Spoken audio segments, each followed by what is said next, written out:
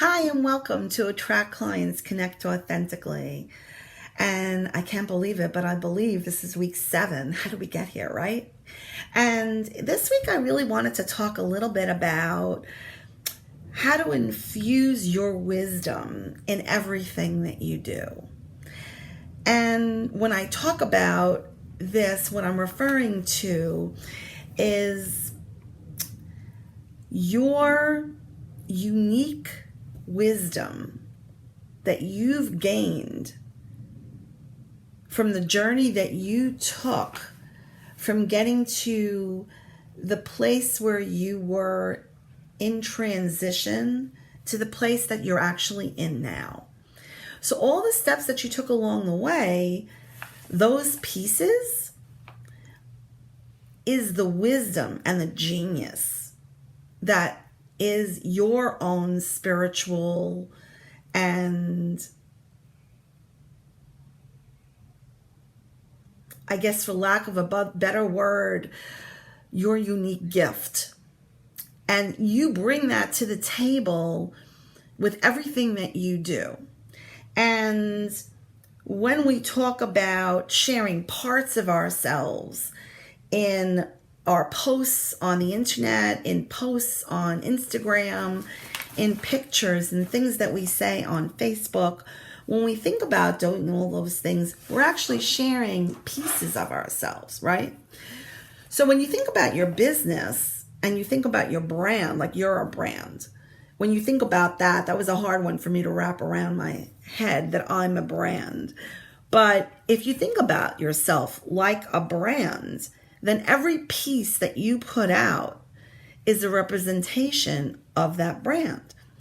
So, you post a picture of a sunset, you post a picture of a meal you're making, whatever it is that you're sharing on Facebook, on Instagram, in an email, in a newsletter, little anecdotal stories about your life. They all paint a picture for the people that you're reaching out to in the world about what you actually represent authentically. So that you're not just talking about what your program is going to look like and what your experiences are and what you can do for that person. You're also sharing how you actually live the life that you live in this authentic fashion.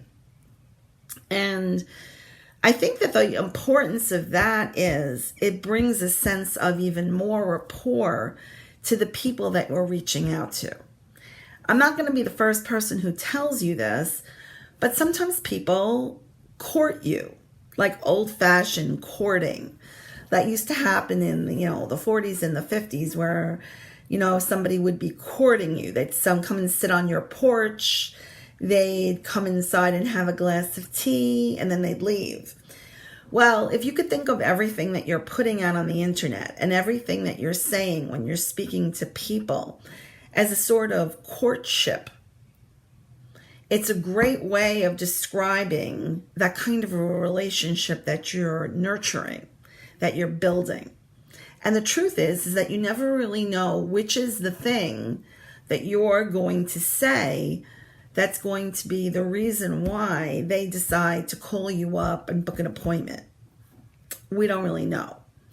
And most of us are really impatient with ourselves, expecting us to be able to change the way we go about doing things and then have people respond in kind like that.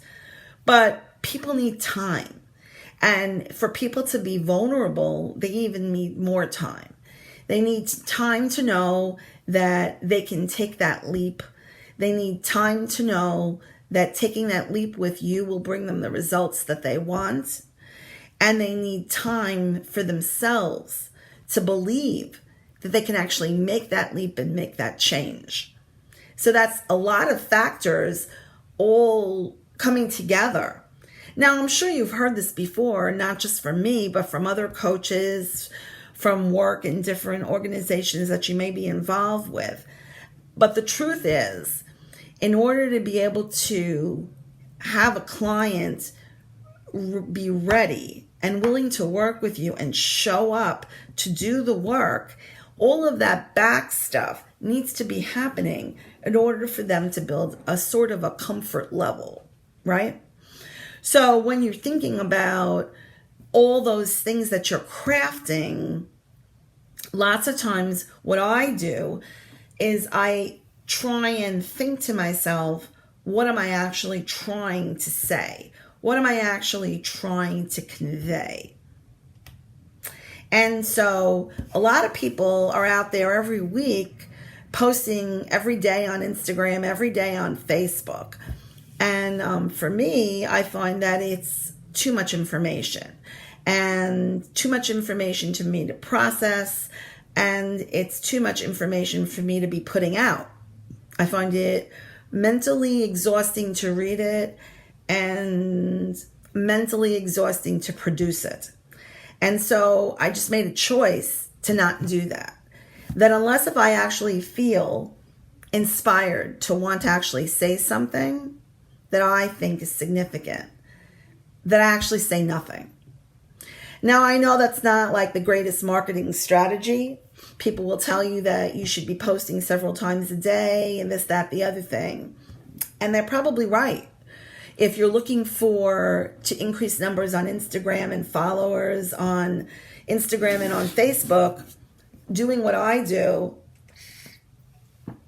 probably won't increase those numbers. I'm not going to say that I'm a marketing genius. But what I am going to tell you is that if you're putting out information on the internet and putting out information with people that you're speaking to, and you're not speaking to them from a place of authenticity, people will know. And so think about what you want to say, what picture you want to post, what thing you want to say, and really have it resonate with you. And thanks for tuning in for this week on week 7.